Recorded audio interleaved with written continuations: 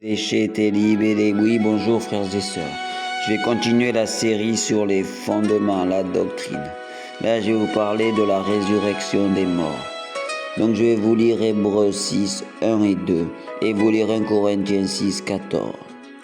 C'est pourquoi, laissant les éléments de la parole de Christ, tentons à ce qui est parfait, sans poser de nouveau le fondement du renoncement aux œuvres mortes, de la foi en Dieu, de la doctrine des baptêmes, de l'imposition des mains, de la résurrection des morts et du jugement éternel. Maintenant, je vous lis 1 Corinthiens 6, 14 sur la résurrection des morts. Dieu, qui a ressuscité le Seigneur, nous ressuscitera aussi par sa puissance. Donc c'est quoi la résurrection des morts? La résurrection des morts, c'est que notre esprit qui était endormi, comme il appelle, quand il a ressuscité Lazare, il a dit, il n'est pas mort, il dort. C'est ça, c'est qu'en fait notre esprit qui était endormi se réveille. C'est ça le premier élément de ce que c'est la résurrection des morts. C'est quand Jésus a été crucifié et mort, est parti dans le séjour des morts, ramener les captifs à la royauté de Dieu, à pouvoir aller dans son royaume, aller réanimer d'un esprit de vie. C'est ça en fait. Parce qu'en fait, la résurrection des morts, c'est quoi? C'est que nous sommes tous esprits, que nous soyons païens ou que nous soyons enfants de Dieu, nous sommes tous des esprits. Donc nous sommes tous vivants, nous sommes tous éternels, pas tous vivants mais tous éternels. Nous sommes tous éternels, nous sommes tous quelque chose qui va revenir qui va rester vivant après. Il y en a qui vont rester vivants mais aller dans le séjour des morts. Donc on dit qu'ils sont morts et il y a ceux qui vont rester vivants et qui vont être vivants comme dit par la Bible. C'est ceux qui vont aller dans le royaume de Dieu, là où est la vie, là où est le bonheur, où est la chose. C'est ça en fait, être ressuscité des morts.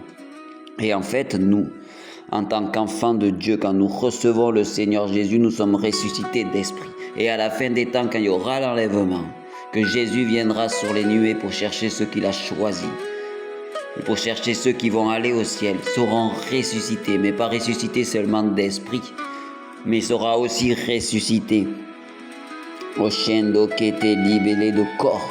Notre corps sera glorifié, sera renouvelé, et le corps qui était mort, qui était redevenu poussière, deviendra glorifié, sera reconstruit avec une gloire. C'est le corps qu'a eu Jésus quand il passait à travers les murs, quand il est rentré dans la maison pour aller voir les disciples.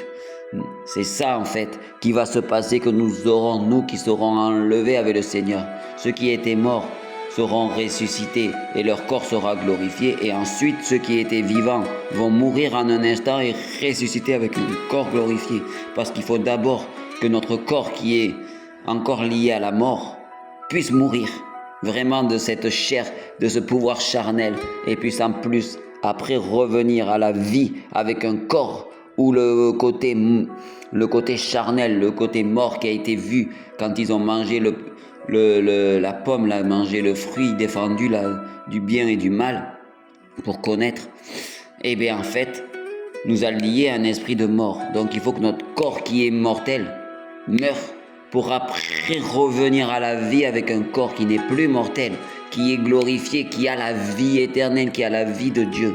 C'est ça. En fait, il faut qu'on croie à ces choses et aussi qu'on croit que Jésus a été ressuscité. Il est parti dans le sein d'Abraham pour ramener les captifs, tous ceux qui étaient morts là et il leur a prêché la parole pendant le temps où il était mort sur terre. Il a prêché dans le séjour des morts la parole, et des gens sont venus, ont cru en lui et sont venus avec lui et nous devons croire à ces mêmes choses pour qu'ensuite notre esprit, parce que nous sommes âme, nous sommes esprit, âme et corps. Et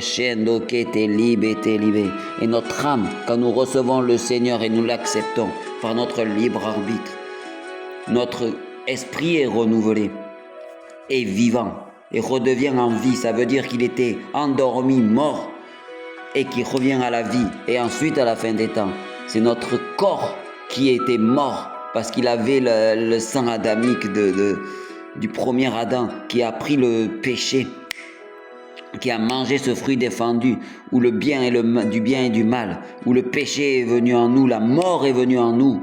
C'est ça en fait. Et là, notre corps était mort, était mortel, parce qu'il va mourir, il se dégrade. Et une fois qu'il meurt, et que Jésus revient sur les nuées pour nous amener, nous élever, il glorifiera notre corps. Et en nous glorifiant notre corps, il nous ramènera notre corps à être un corps qui n'est plus lié à la mort, mais qui sera lié qu'à la vie. Mais ça, c'est fait pour ceux qui auront accepté le Seigneur sur cette terre. Ceux qui n'auront pas accepté le Seigneur auront toujours leur esprit un peu endormi et auront leur corps qui sera mortel, qui sera endormi. Eux, ils iront. Oui, eux, leur esprit sera toujours vivant. Oui, mais il sera toujours vivant pour aller dans le séjour des morts. Car il n'aura pas la vie. Il n'aura pas la vie en lui pour être renouvelé et pouvoir avoir la nature qui puisse être acceptée dans le ciel.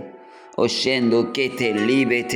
ça la résurrection des morts. C'est ça la résurrection des morts. C'est ce que Dieu a fait avec Jésus. Dieu le Père a fait avec son Fils Jésus.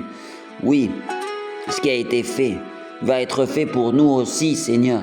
C'était Zakalaba, car c'était le dernier Adam. Le deuxième Adam, c'était celui qui a été le premier-né des morts. Le premier-né des morts, ça veut dire celui qui est mort et ressuscité. C'était le premier et qui a permis par sa première mort et résurrection que nous passions par la même chose.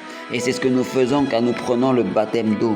Nous montrons, en passant par les eaux, en passant par la mort, que nous ressuscitons d'esprit par la Chétélibé. Donc je prie que tous ceux qui sont dans cette vidéo puissent croire que Dieu qui est mort est ressuscité, que nous aurons la même chose dans notre esprit pour commencer quand nous recevons le Saint-Esprit, et ensuite que notre corps, à la fin des temps, quand il y aura l'enlèvement, quand notre corps sera mort et ressuscité pour ceux qui sont vivants, et ceux qui étaient déjà morts, leur corps qui s'était dégradé dans le cercueil, sera reconstruit dans un corps glorifié, qui ne sera pas de tache, qui n'aura pas de défaut, qui sera beau.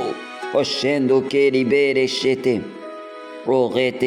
je prie et je décrète que cette mort et résurrection est votre partage dans le nom de Jésus-Christ de Nazareth. Maintenant, je vais prier pour ceux qui ont besoin que leur âme tente plus avec leur âme qui est ressuscitée comme Jésus-Christ l'a été.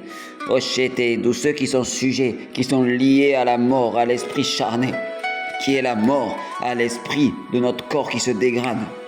Je prie que vous soyez libérés de toute pensée de mort, de toute pensée charnelle, et que votre corps qui vous ramène à la mort, ramène au péché, ramène à l'impudicité. Je vois des gens ramenés à la calomnie, ramenés à être méchants. Je prie que ces choses soient changées en un instant maintenant, par le nom de Jésus-Christ de Nazareth. Je prie. Merci Seigneur Jésus, que ta gloire soit glorifiée par ton esprit, par ta vie et par ton nom. Merci Seigneur Jésus. Je prie aussi que tous ceux qui sont sujets à cet esprit de mort qui vient dans nos corps par des cancers, par des maladies, soient guéris là maintenant. Je prie que tous les cancers de mort, cancer, soyez chassés, cancer de l'estomac, cancer du côlon, cancer cancer dans le sang, cancer de chatalabayaché, de l'osophage, Seigneur. Je vois quelqu'un qui a un cancer dans la gorge, Seigneur. Un cancer de la gorge, soit guéri. Je vois des gens qui ont des problèmes de respiration. Soyez guéris, recevez la résurrection de votre corps. Car nous sommes le temple du Saint-Esprit. Je prie et je décrète maintenant. Tous ceux qui n'ont pas reçu le baptême du Saint-Esprit, faites cette prière avec moi. Maintenant, pour recevoir le Saint-Esprit qui ressuscitera votre âme, votre esprit, et après, plus tard, votre corps sera glorifié et l'âme sera glorifiée aussi. Donc maintenant, récitez avec moi pour être sauvé et recevoir la nouvelle naissance par le baptême du Saint-Esprit où le Seigneur vient ressusciter notre esprit. Je demande pardon, je me repens de tous mes péchés. passé, futur et présent. Je te demande pardon, Seigneur, de toutes choses. Et je dis, je t'accepte, Seigneur Jésus, comme mon Sauveur et Seigneur. Je t'accepte comme mon Sauveur et Seigneur et je me repens de tous mes péchés, passés et futurs. Amen et amen et amen et amen. Soyez tous baptisés du Saint-Esprit. Soyez bénis. Et que ceux qui ont sujet à des maladies, soyez guéris là maintenant. Amen, amen et amen.